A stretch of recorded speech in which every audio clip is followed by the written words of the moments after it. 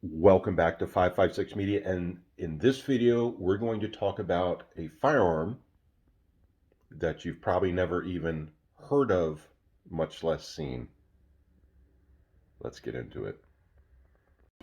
It's an '88 Magnum. It shoots through schools.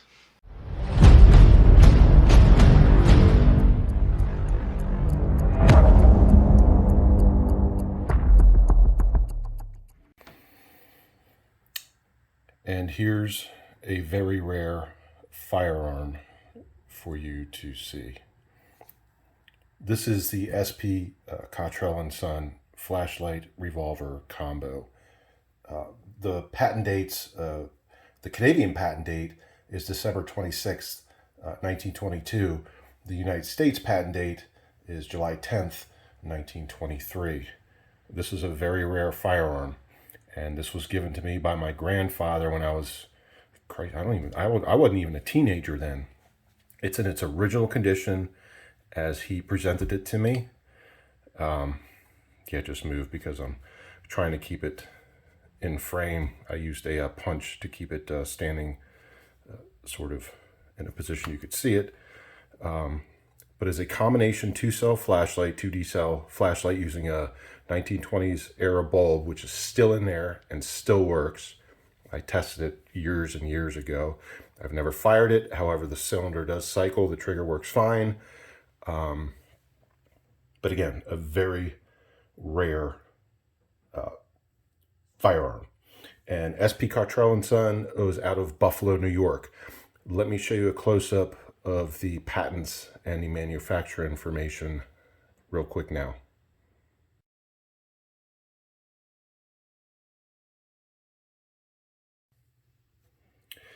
So as I said, it's basically a D-cell battery flashlight with an old incandescent bulb.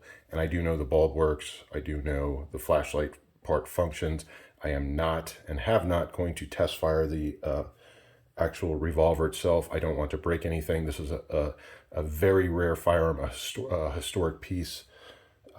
As a matter of fact, back in 2012, one of them went on the Rock Island Auction Company market for over $6,000. So there's not many in hands of collectors.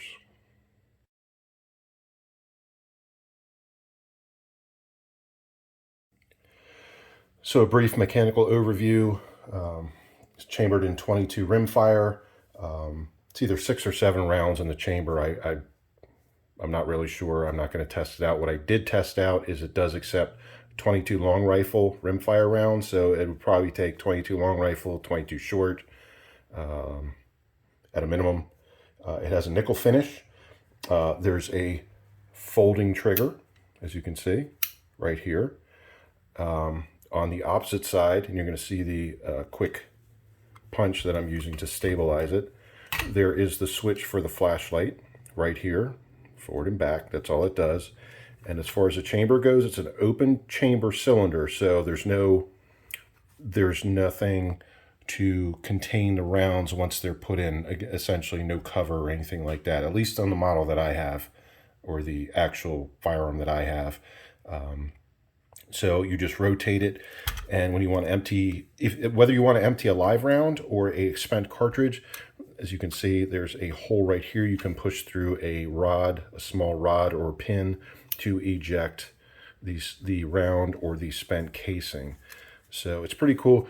As you can see, it's kind of like a old style glass lens on here, and you can kind of see the old incandescent bulb in there that still works to this day.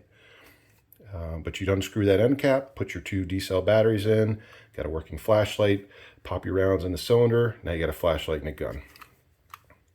I think that's pretty cool technologies for the 1920s.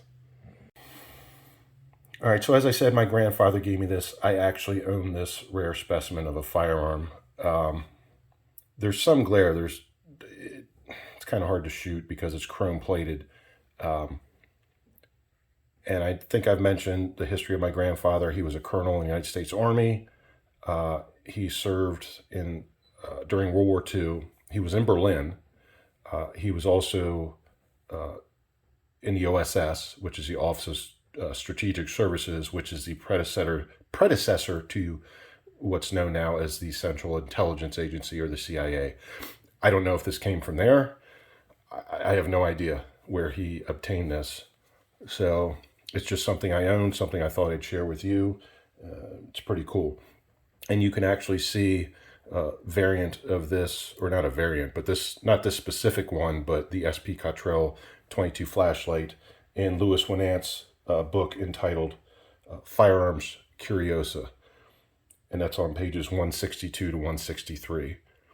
Anyway, this is part of my personal firearms collection. Thought you'd enjoy it. If you've never heard of or seen of it before, now you have, because they are very rare. Thanks for watching, liking, commenting, and subscribing. Catch you on the next one.